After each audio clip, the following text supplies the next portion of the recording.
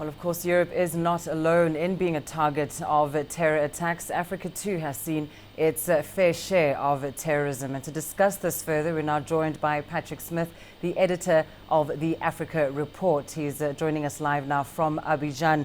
Patrick, of course, we know that West Africa most recently has come under increasing threats of terror. Why are states in this region particularly vulnerable?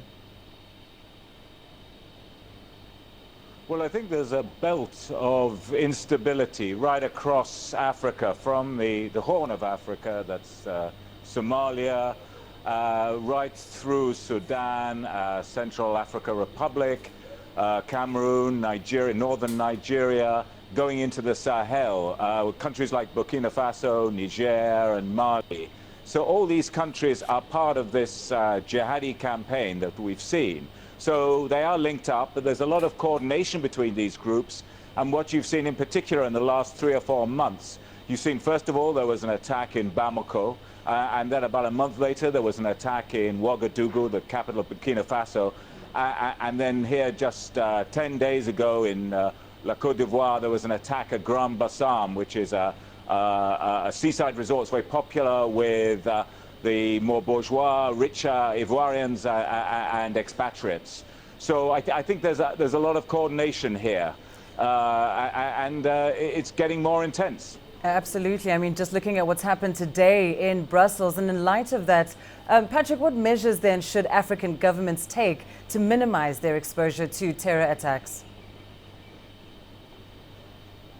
Well, I think there may be 2 sets of measures they've got to be taking and take more seriously. And we had discussions here with 2 of the presidents of the region, John Mahama from Ghana and Alassane Ouattara from Côte d'Ivoire here.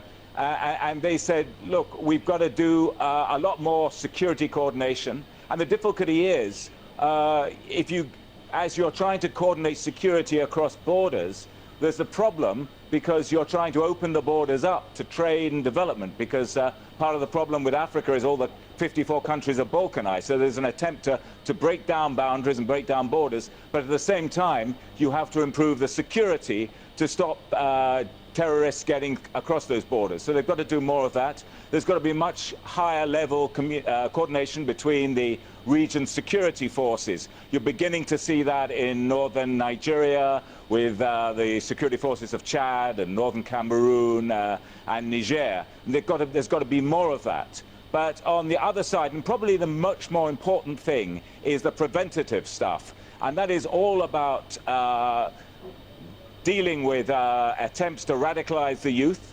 in various countries, to recruit people to become suicide bombers and to launch terrorist attacks. And governments and societies, and the civil society, as well as government and private enterprise as well, has got to be far more proactive in developing economic opportunities for people, to give them a hope that they can develop their societies and not resort to radical extremism. And that's, I think, the far bigger project, but it's also the far more difficult project.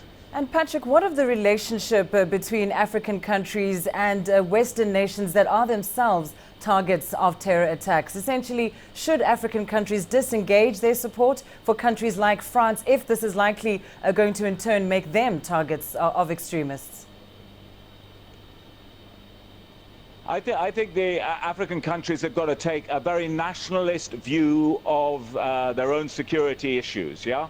I mean, you know, Mali had a security problem long before France sent troops to Mali. There was a jihadi attempt to take over northern Mali. It desecrated wonderful Islamic libraries like those in Timbuktu. It put the people of those areas under a very authoritarian legal system. So those issues are there with or without France. But I think the African countries have to find their own national response to this, and that has to stress their very powerful strengths, which are the generally great climate of religious and political tolerance, but especially religious tolerance across Africa, and to promote those strong links between the Christian faiths, the Islamic faiths, and the variants of those faiths, and the Buddhist faiths, the traditional African faiths as well, and to push that religious and spiritual integration across Africa. I think that's very important. and that shouldn't be confused with a Western agenda. So I think if the African countries really concretely decide on their own national security agenda, that will help them deal with this wave of terrorist attacks. All right, we'll have to leave it there, but thank you for that insightful take on the fight against terror here on the African continent. That, of course, being Patrick Smith, the editor of the Africa Report.